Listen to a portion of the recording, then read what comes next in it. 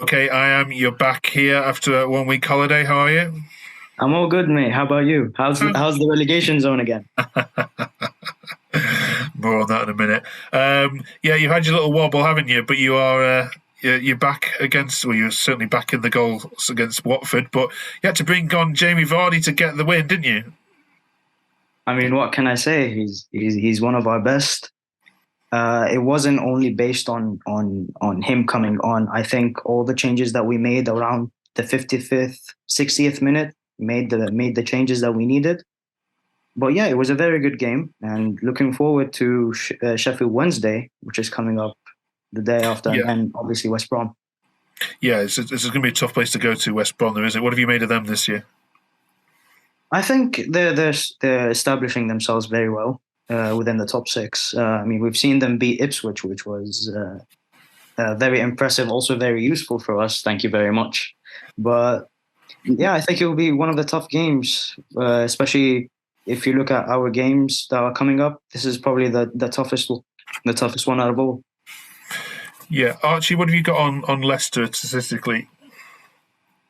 So yeah, like I mentioned before, the best goal difference in the league. They've got the same goal difference for as Sheffield Wednesday do against. So whichever way you look at it is very interesting. No, I've enjoyed looking at it. Looking at it, 65% possession of the weekend. I did watch the highlights earlier, and I didn't see a highlight for Watford. So that kind of tells you everything in terms of the game. You try and try and try, and eventually you get there. I mean, Vardy had the same chance like 3 times pretty much, which eventually he's going to score a player of his quality. Again, 6 goals this season. I got a question for the Leicester fan, though. I'm a massive fan of Kiernan Dewsbury-Hall. How long is it going to be until we see him play for the national team? I mean, as long as Southgate is leading that team, he will never select Kiernan Dewsbury Hall. That's how I see it, because you know how he likes to pick his Yeah. favorites with Henderson, with Calvin Phillips, even though they are awful. But I mean, you never know. Yeah, I think that Southgate's going to be up um, a little bit of tricks before these Euros. I think he knows it's coming and he knows a change is needed. I think Trent should be in there, and I think Kiernan Dewsbury Hall should be in there as well. Definitely in the squad at least. He's probably, in my eyes, probably the best midfielder in the Championship this season so far.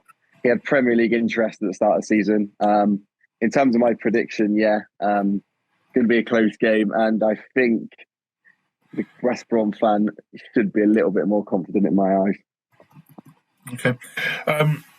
Just a couple more for you, Ayham. Just talk about Iheanacho for a minute, because against Middlesbrough and in a couple of games now this season, he seems to have lost his first touch.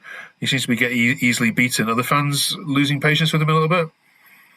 I think we've lost patience with him years ago. We've always said the same thing. The problem with Iheanacho is that he is a confidence player. If he doesn't score one game, he will go on a drought for a few games. And the problem with him as well, he doesn't tend to get into the box, and he's very lazy as well. And we always say this, but then when he goes on like the goal streaks, we tend to forget about it. And then it's like a cycle with him, and it is frustrating. Luckily, we do have Jamie Vardy as well as Tom Cannon, who hasn't made his debut yet. But yeah, it is frustrating with him. Okay, let me ask you both then about the January transfer window before we get some score predictions. Obviously, we're into December by the time this game comes around on Saturday. Dan, first for West Brom. I know money is going to be an issue with everything going around the club, but if that wasn't an issue, what do West Brom need in terms of positions and strength? To be fair, I think we need strength in depth all over the park, to be honest, and probably just another striker that isn't made of wheat, a bit like Daryl DK. I think I've only seen him play 4 games, and he's been there 4 years, and he's just always injured. So maybe another striker, and probably some wing backs as well, just cover for Furlong and Townsend. Okay, and I can't think of anything else. And joking aside, are there any dealings likely given the financial issues the club is facing?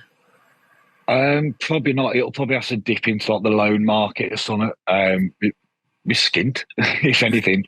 We're just trying to repay loans that like the owners took out the club to pay for his own company.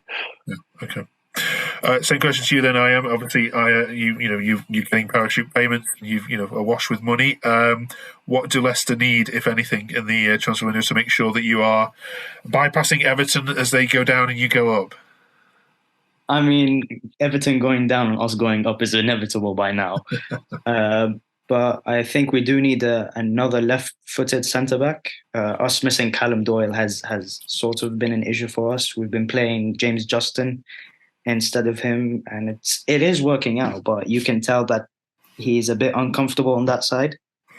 We also do need a cover for Harry Winks. I mean, if you saw the Watford game, we played Hamza Chaudhry in his place, and Hamza isn't really the best on the ball.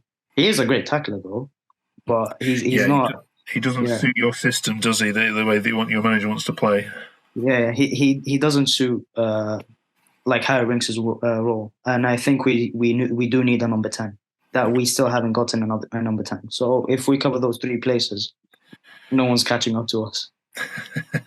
I sure hope they do. I really hope they do. Never mind. And it might be West Brom, where they're going. Dan, let's get some score predictions then. West Brom against Leicester. I think we'll nick it 2-0. Can I just say something? We haven't lost the game more than 1-0. So if you're predicting 2-0, my God, you're optimistic. I'm usually very pessimistic, but it's the first time you predicted a win, isn't it? I know, yeah. Ayham, what are you going with then? Come on, 5 or 5-0, 6-0. Come on, let's hear it. No, that's for Sheffield Wednesday, not for West Brom. Right. No, I'd say it will be a very good game. Close one, of course. 2-1, 3-1. Okay, nice. 2-1. Yeah. Is it on telly, this one? I'm sorry, I've neglected to look at it. Yeah, it's a silly 12:30 kick-off on a Saturday. Brilliant, right, okay. I'll be watching that as I head down to Nottingham Forest. Enjoy the game, folks. We will catch up with you in a couple of weeks. Fantastic. Right, See you later, cheers, fellas. Thank you. Bye-bye.